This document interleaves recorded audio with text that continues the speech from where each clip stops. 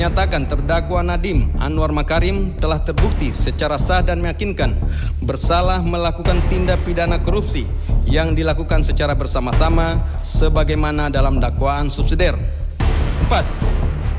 Menjatuhkan pidana kepada terdakwa oleh karena itu dengan pidana penjara selama 10 tahun, menetapkan jika pidana denda tidak dibayar dalam jangka waktu yang telah ditentukan, kekayaan atau pendapatan terpidana dapat disita dan dilelang untuk melunasi pidana denda yang tidak dibayar, dan dalam hal hasil penyitaan dan pelelangan kekayaan atau pendapatan tidak cukup atau tidak memungkinkan untuk dilaksanakan, pidana denda yang tidak dibayar tersebut diganti dengan pidana penjara selama 190 hari. Menjatuhkan pidana tambahan kepada terdakwa berupa pembayaran uang pengganti sebesar Rp809.597.125.000 dengan ketentuan apabila terdakwa tidak membayar uang pengganti paling lama dalam waktu 1 bulan sesudah putusan memperoleh kekuatan hukum tetap, maka harta benda terdakwa dapat disita oleh jaksa dan dilelang untuk menutupi uang pengganti tersebut, dan dalam hal terdakwa tidak mempunyai harta benda yang mencukupi untuk membayar uang pengganti, maka diganti dengan pidana penjara selama 5 tahun.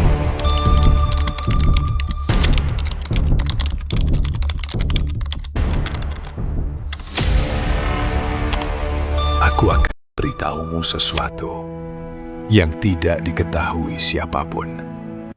Pernahkah kamu berpikir bahwa keadilan mungkin tidak pernah benar-benar melihat seluruh kebenaran?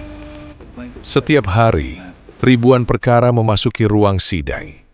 Di balik setiap putusan, tersembunyi jutaan fakta, ribuan halaman dokumen, ratusan saksi, dan bukti yang saling bertabrakan. Namun, bagaimana jika satu bukti penting sengaja dihilangkan? Bagaimana jika seorang saksi dibungkam? Bagaimana jika kebenaran dikubur jauh sebelum persidangan dimulai?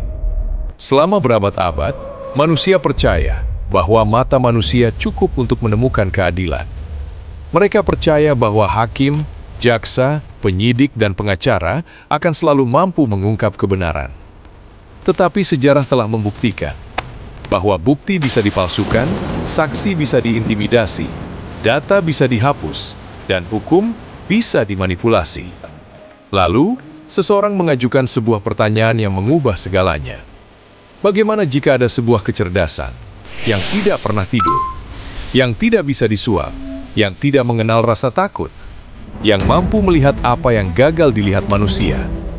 Dari sebuah laboratorium rahasia yang terkubur jauh di bawah tanah, lahirlah proyek paling ambisius yang pernah diciptakan. Sebuah artificial super intelligence yang dirancang bukan untuk menggantikan hakim. Para yang dirancang bukan untuk menggantikan hakim, bukan untuk menggantikan jaksa, bukan pula untuk menggantikan pengacara. Afina diciptakan untuk melakukan satu hal yang hampir mustahil, menemukan kebenaran yang tersembunyi. Dalam waktu kurang dari 3 detik, Afina membaca lebih dari 14 juta halaman dokumen. Ia menghubungkan ribuan rekaman CCTV, jutaan transaksi keuangan, jejak GPS, percakapan telepon, pesan terenkripsi, sidik jari, DNA, hingga pola perilaku manusia yang selama ini tidak pernah disadari. Tidak ada kebohongan yang terlalu sempurna. Tidak ada jejak yang benar-benar hilang. Tidak ada rahasia yang bisa bersembunyi selamanya. Tetapi, semakin dekat seseorang kepada kebenaran, semakin banyak orang yang akan melakukan apa saja untuk menghentikannya. Malam itu, sebuah konvoi rahasia melaju di tengah hujan deras. Di dalam kendaraan lapis baja itu, hanya ada sebuah chip berukuran beberapa sentimeter. Bagi orang biasa, benda itu tidak berarti apa-apa. Tetapi bagi mereka yang menguasai jaringan korupsi terbesar di negeri ini, chip itu adalah ancaman yang mampu menghancurkan kerajaan yang telah mereka bangun selama puluhan tahun. Dentuman ledakan memecah malam, peluru menghujani jalan raya, drone ditembak jatuh, server diretas, saksi mulai menghilang satu persatu, dan seseorang mengeluarkan satu perintah. Hancurkan Athena sebelum ia menemukan kita! Namun mereka terlambat. Athena telah melihat semuanya. Hakim memasuki ruangan. Jaksa membawa setumpuk berkas. Pengacara tersenyum penuh keyakinan.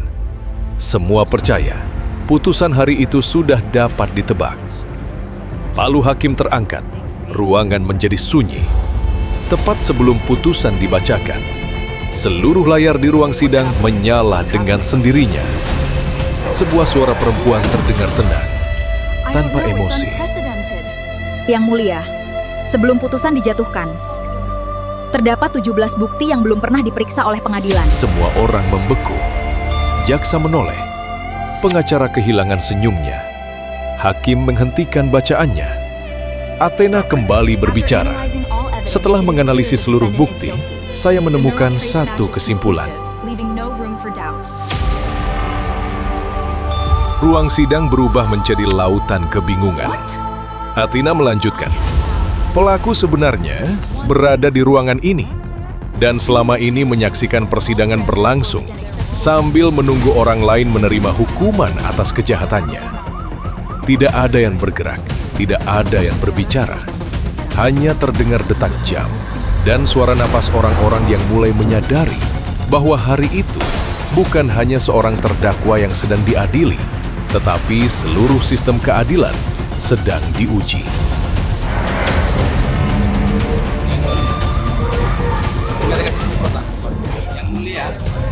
Yang mulia, ada acara yang belum terlewatkan adalah memberikan kesempatan kepada terdakwa untuk menyampaikan sikapnya. Loh, kenapa mesti buru-buru yang mulia? Takut ya? Wah, gawat ini. Itu kan hak kita untuk menyatakan.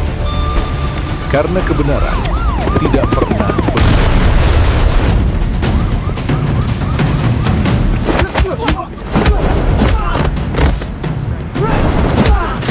Ia hanya menunggu seseorang yang mampu menemukannya.